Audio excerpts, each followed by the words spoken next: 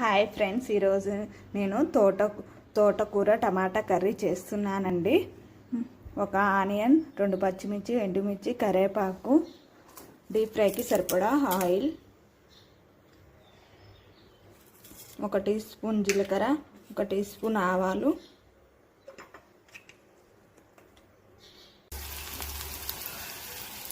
ఒక tea spoon పసుపు,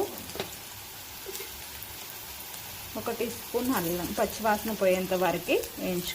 టమాటాలను వేసుకొని పచ్చివాసన పోయేంత వరకు ఉడికిపోయినాయండి. ఇప్పుడు తోటకూర వేసుకుందాం. తోటకూరని యాడ్ చేసుకుందాం. తోటకూరలో సాల్ట్ ఉంటుంది కాబట్టి కొంచెం సాల్ట్ యాడ్ చేసుకోవాలి. టేస్ట్ సరిపడా కారం యాడ్ చేసుకుందాం. ఇంకా 5 మినిట్స్ మగ్గబెట్టుకొని స్టవ్ ఆఫ్.